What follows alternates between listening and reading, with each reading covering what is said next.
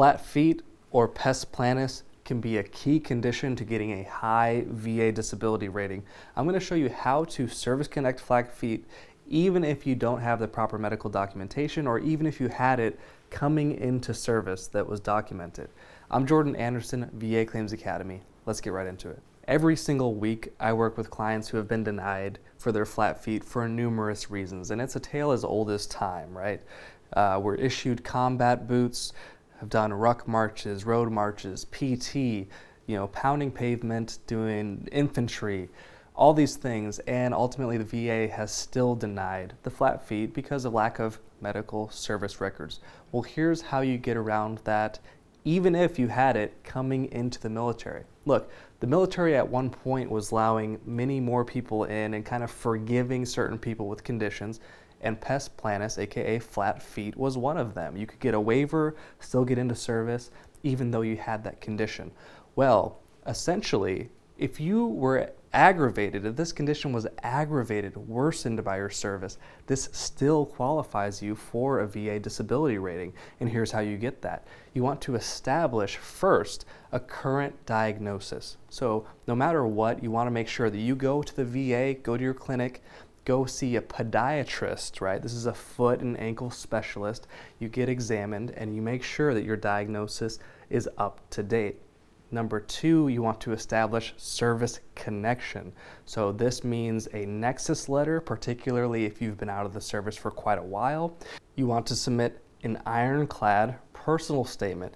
This, again, gives you the voice, gives you the say in the matter directly to your VA rating adjudicator, telling them exactly what happened, accurately describing, hey, you know what, I was in these combat boots that were issued to me. This was inadequate footwear for the type of physical activities that we were going through and expected to perform on a daily basis during active duty. I did ruck marches, I did so on and so forth.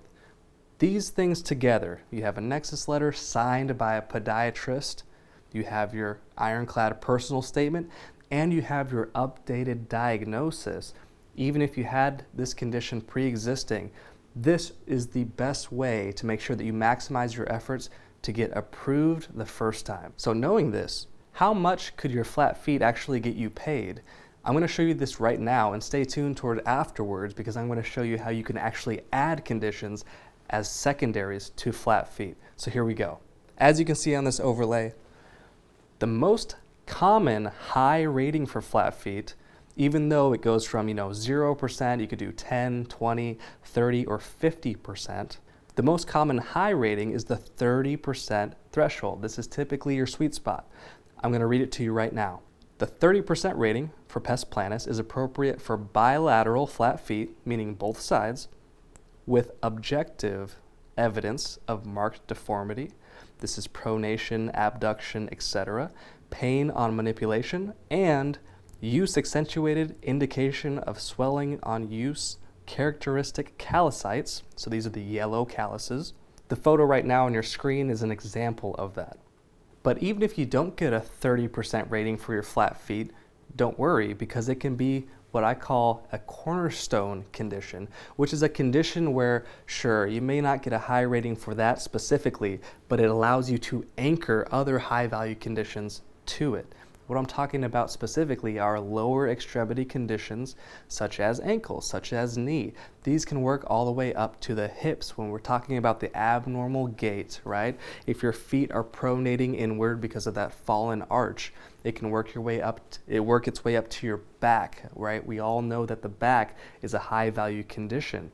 These are all things that can be secondarily service connected to flat feet. I have even seen instances where flat feet have caused former athletes to not be able to exercise as well as they used to. And this has had a mental toll on them and has caused a mental condition known as somatic symptom disorder, also known as chronic pain syndrome. This condition, again, attached to their flat feet, I've seen this one before, where they've gotten a 10% for flat feet and a 70% rating for the somatic symptom disorder. That's why we call it a cornerstone condition. That is why you don't want to sleep on this condition. You want to make sure you get it service connected if service indeed caused or aggravated your flat feet. I really hope this helped you. Hit the like button if it did and share it with someone who needs it. Otherwise, I'll see you in the next one. Cheers.